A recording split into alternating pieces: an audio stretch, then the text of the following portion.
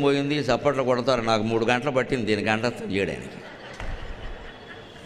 అందుకే కార్యకర్తలు దశపల్లాల్లో హోటల్ ఇచ్చి ఏసీ వేసి అక్కడ కూర్చోబెట్టారు కదలద్దని చెప్పి. పాపం అభిమానులు చాలామంది ఏమంటే పొద్దున్న పలహారానికి మా ఇంటికి రండి, మధ్యాహ్నం భోజనానికి మా ఇంటికి రండి, సాయంత్రం టీకి మా ఇంటికి రండి, రాత్రి ఏమో పలహారానికి మా ఇంటికి రండి అని ఫోన్లు రిసెప్షన్ అదిరిపోయేలా ఫోన్లు. మేము అందరిళ్ళకి వస్తే ఈ దండకం నాకు నోటికి రాదు. మీరు పెట్టే ఇడ్లీలు గారెలు దోశలతో అయిపోతుంది పొట్టంతా. దయచేసి ఎవరు ఇంటికి రమ్మని పట్టుబట్టకండి, రాకపోతే మరోలా అనుకోకండి. ప్రసంగాలు బాగా జరగాలి అంటే మాకు ఏకాంతం దొరకాలి.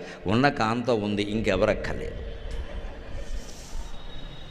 ఇది కొంచెం అర్థం చేసుకోవాలి భక్తులందరూ. పాపం చాలామంది మెసేజ్లు పెట్టారు కాబట్టి నేను సభాముఖంగా చెబుతున్నాను. కార్యకర్తలను కూడా అడిగారు, అయిపోగానే మా ఇంటికి రమ్మనండి, మేము సన్మానం చేసి పంపిస్తాం. నేను ఖచ్చితంగా దోషిని యొగ్గి మిమ్మల్ని భిక్ష అడుగుతున్నానమ్మా.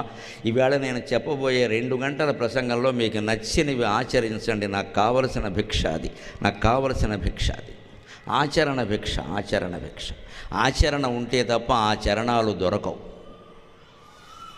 ఇన్ని వేదాలుండి, ఇన్ని పురాణాలుండి, ఇన్ని శాస్త్రాలుండి మనం ఎందుకు వెనకబడి ఉన్నాం ఇతర దేశాల కంటే? భౌతిక విజ్ఞానంలో కూడా ఎందుకు వెనకబడ్డాము అంటే ఆచరణ లేకపోవడం వల్ల. భారతీయులు అంటే ఆచరణ శూన్యులనే పేరు వచ్చేసింది.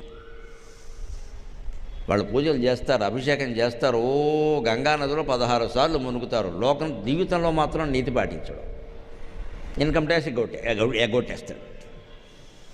వీలైతే దొంగ టికెట్లు బుక్కించి ప్రయాగరాజ్ వెళ్ళామని చెప్పేస్తాడు. దానికి ఏమీ శంకించడు. వెళ్ళావా అంటే వెళ్ళావా, ఇంకా వెళ్ళనవా ఇంకా అసలు తోయడా, నువ్వు వెళ్ళావా లేదా? ఇప్పుడు వెళ్ళి ఈయన సాధించింది ఏమిటో మనకు తెలియదు. ఇక్కడ హోటల్స్ వాళ్ళని, విమానాల వాళ్ళని